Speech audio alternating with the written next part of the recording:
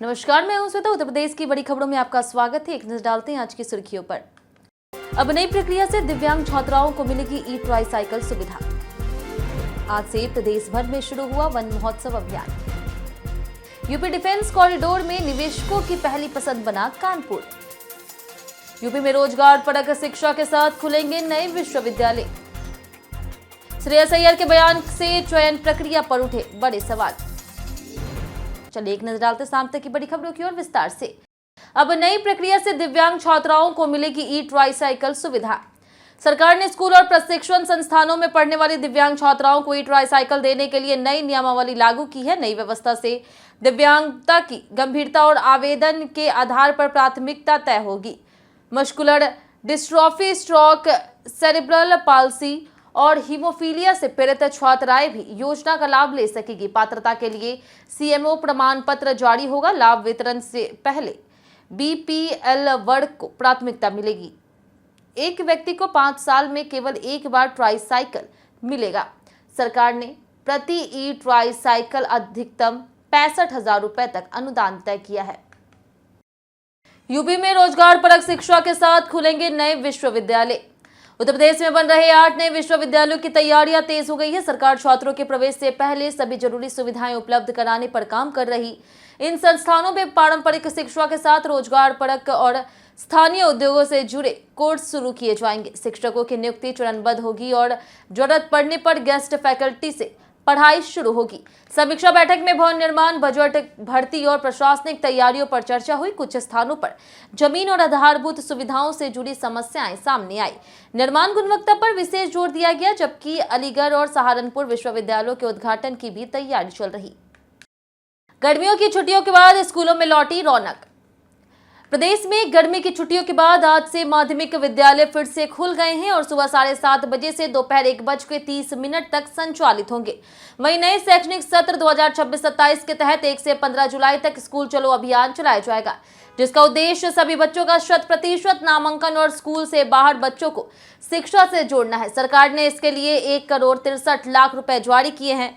अभियान में रैली, सर्वे, अभिभावक बैठक और जागरूकता कार्यक्रम होंगे। साथ ही जुलाई में यूनिट टेस्ट, छात्रवृत्ति, करियर काउंसलिंग और अन्य शैक्षणिक गतिविधियां भी आयोजित की जाएगी। आज से प्रदेश भर में शुरू हुआ वन महोत्सव अभियान। उत्तर प्रदेश सरकार 1 से लेकर के 7 जुलाई तक पूरे प्रदेश में वन महोत्सव आयोजित करेगी। इस दौरान वन विभाग आम बहार आपके द्वार अभियान चला करके बड़े स्तर पर पौधारोपण और पर्यावरण संरक्षण को बढ़ावा देगा। कार्यक्रम में पर्यावरण संरक्षण, जल संरक्षण और प्लास्टिक मुक्त वातावरण पर जागरूकता अभियान चलाए जाएंगे। मुख्यमंत्री ने देसी फलदार पौधों के रोपण को प्राथमिकता देने के निर्देश दिए हैं। प्रदेश भर के विकासखंड स्तर पर आम भंडारा आयोजित कर आम की विभिन्न प्रजातियों के पौधे वितरित किए जाएंगे तथा पौधारोपण और उनके रखरखाव की जानकारी भी दी जाएगी। यूपी डिफेंस कॉरिडोर में निवेशकों की पहली पसंद बना कानपुर। उत्तर प्रदेश का डिफेंस इंडस्ट्रियल कॉरिडोर तेजी से निवेश आकर्षित कर रहा है, जिसमें कानपुर सबसे आगे है, झांसी दूसरे और लखनऊ तीसरे स्थान पर है। 2018 में शुरू हुई इस परियोजना के तहत 6 नोड्स विकसित किए जा रहे हैं। अब तक 65 कंपनियों को भूमि आवंटित कर दी जा चुकी है और करीब 39,571 करोड़ रुपए के निवेश प्रस्ताव मिले। लगभग 13,486 करोड़ रुपए की परियोजनाएं शुरू हो चुकी है, जिनसे 15,300 रोजगार सृजित होने की संभावना है। कई कंपनियों ने उत्पादन शुरू कर दिया है, जिससे उत्तर प्रदेश रक्षा विनिर्माण के प्रमुख केंद्र के रूप में उभर रहा। नमो भारत ट्रेन से दिल्ली ऋषिकेश यात्रा होगी और आसान।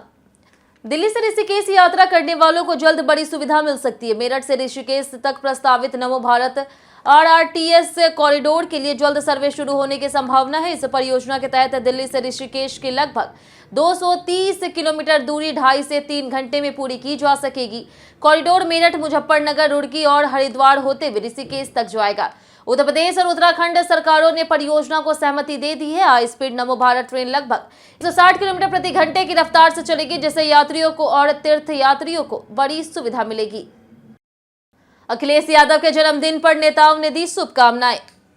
समाजवादी पार्टी प्रमुख और उत्तर प्रदेश के पूर्व मुख्यमंत्री अखिलेश यादव ने 1 जुलाई को अपना 53वां जन्मदिन मनाया। इस मौके पर राजनीतिक गलियारों से उन्हें खूब शुभकामनाएं मिली। योगी आदित्यनाथ, मायावती, पंकज चौधरी और केशव प्रसाद मौर्य सहित कई नेताओं ने उनके स्वस्थ और दीर्घायु जीवन की कामना की। वहीं ओम प्रकाश राजभर ने शुभकामनाओं के साथ तंज भी कसा। उन्होंने अखिलेश को ऐसी राजनीति छोड़कर के गांव देहात में जाकर के जनता, किसानों, पिछड़ों और वंचित वर्गों से जुड़ने की सलाह दी है। सचिवालय सेवा में 8 उप सचिव बने संयुक्त सचिव। प्रदेश सचिवालय सेवा में पदोन्नति प्रक्रिया के तहत 8 उप सचिवों को संयुक्त सचिव पद पर और 4 समीक्षा अधिकारियों को अनुभाग अधिकारी पद पर पदोन्नत किया गया। यह आदेश 1 जुलाई से प्रभावी माना जाएगा और सभी अधिकारी अपने वर्तमान विभागों में ही कार्यरत रहेंगे। संयुक्त सचिव पद पर संजीव कुमार श्रीवास्तव सहित 8 अधिकारियों को जिम्मेदारी दी गई, जबकि निशा सिंह समेत 4 अधिकारियों को अनुभाग अधिकारी बनाया गया है। इसके अलावा सचिवालय सेवा में पदोन्नति का दायरा बढ़ाते हुए 336 सहायक समीक्षा अधिकारियों को समीक्षा अधिकारी पद पर प्रमोट करने की तैयारी की जा रही है। आगरा का DBRAU बना देश की प्रतिभाओं का बड़ा केंद्र। उत्तर प्रदेश के आगरा स्थित डॉक्टर भीमराव अंबेडकर यूनिवर्सिटी अपने 99 वर्षों के सफर में देश को कई प्रमुख हस्तियां दी और अब यह 100वें वर्ष में प्रवेश कर चुका है। विश्वविद्यालय ने 3 प्रधानमंत्री, 1 राष्ट्रपति और 1 उपराष्ट्रपति सहित कई राष्ट्रीय नेताओं और प्रशासकों को तैयार किया। इसके प्रमुख पूर्व छात्रों में अटल बिहारी वाजपेयी, चौधरी चरण सिंह, मुलायम सिंह यादव और अजय डोभाल शामिल है। विश्वविद्यालय अब अपने शताब्दी वर्ष समारोह की विशेष तैयारी कर रहा।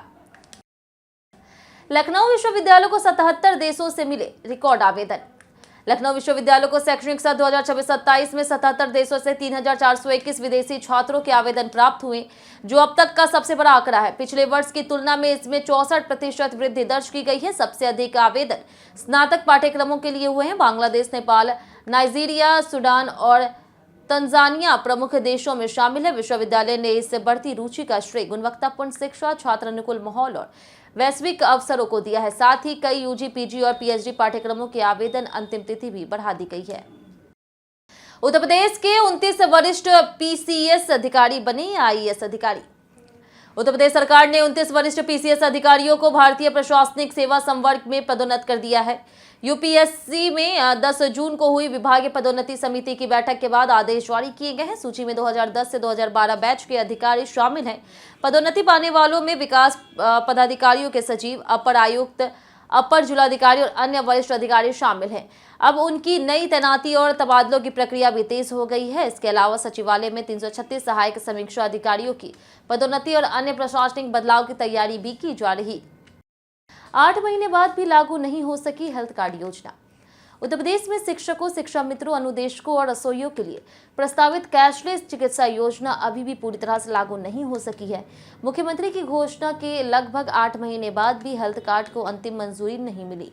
योजनाओं के लिए विशेष पोर्टल पर डेटा अपलोड करने की प्रक्रिया जारी है। बेसिक शिक्षा विभाग के 1 लाख से अधिक शिक्षकों का डेटा दर्ज हो चुका है, लेकिन कई जिलों में माध्यमिक शिक्षा विभाग का डेटा अभी अधूरा है।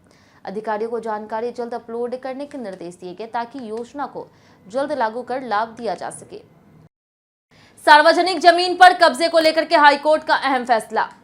इलाहाबाद हाईकोर्ट ने अलीगढ़ नगर निगम की जमीन पर बने आवासीय क्वार्टर खाली कराने से जुड़ी याचिका खारिज कर दी है। अदालत ने कहा है कि किसी सार्वजनिक संपत्ति पर लंबे समय तक कब्जा बनाए रखने से कानूनी अधिकार नहीं मिल जाता जब तक वैध दस्तावेज मौजूद ना हो। कोर्ट ने नगर आयुक्त के बेदखली आदेश को भी सही ठहराया। याचिकाकर्ताओं ने किराया जमा करने और फ्रीहोल्ड प्रक्रिया का दावा किया था, लेकिन अदालत ने कहा कि प्रस्तुत दस्तावेज कब्जे या फिर कानूनी अधिकार को साबित करने के लिए पर्याप्त नहीं है। राम मंदिर चोरी विवाद और MLC ने उठाए बड़े सवाल।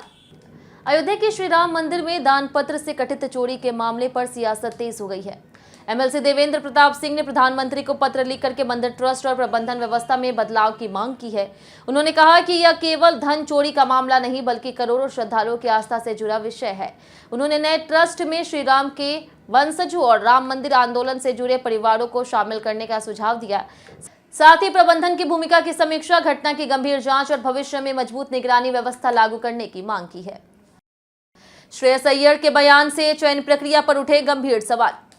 भारतीय क्रिकेट में चयन प्रक्रिया को लेकर के बहस तेज हो गई है। इंग्लैंड टी20 से पहले श्रेयस अय्यर के बयान के बाद सवाल उठ रहे हैं कि क्या विश्व कप जीतने वाले खिलाड़ियों को प्रदर्शन से अधिक प्राथमिकता दी जा रही। चर्चा का केंद्र 15 वर्षीय वैभव सूर्यवंशी है, जिन्हें टीम में शामिल किए जाने के बावजूद मौका मिलने पर अनिश्चितता बनी हुई है।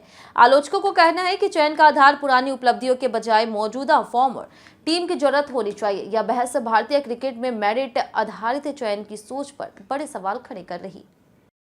बीते दिन हमारे द्वारा पूछे गए सवाल का जवाब आप लोगों में से बहुत लोगों ने हमारे कमेंट बॉक्स सेक्शन में लिख कर दिया। जिन्होंने हमारे द्वारा पूछे गए सवाल का जवाब दिया उनके नाम है रमेश गुप्ता, दिनेश राम, आदिल कुमार, वकील चौहान, मंतोष कुमार, देवी दयाल, टिंकू मौर्य, हीरामन राम, राहुल तिवारी, फुलर यादव, सुरेश कुमार, चंद्रेश मौर्य और अनुज कुमार। इसी के साथ बढ़ते आज के सवाल की। आज का सवाल है, आने वाले चुनाव में आप किस मुद्दे को सबसे ज्यादा महत्व देंगे। आप अपना जवाब हमें हमारे कमेंट सेक्शन में लिखकर जरूर बताएं। आज के लिए इतना ही। उत्तर प्रदेश की तमाम खबरों के साथ बने रहने के लिए देखते रहे डेली यूपी और साथ ही यूट्यूब चैनल पर देखें। चैनल को सब्सक्राइब कर दें और अगर आप फेसबुक पेज पर देख रहे हैं तो लाइक और फॉलो जरूर करें।